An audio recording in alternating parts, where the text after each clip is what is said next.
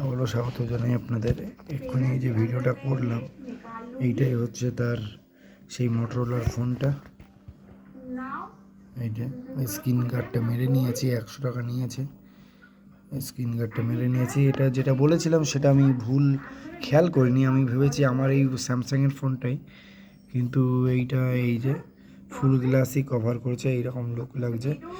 আর এর সাথে একটা ফ্লিপ কভারও নিয়েছিলাম, এই যে নীল কালারের ফ্লিপ কভার নিয়েছি, এই স্যামসাংয়ের পুরোনো ফোনটার মতোই যে ফোনটা আছে। এই যে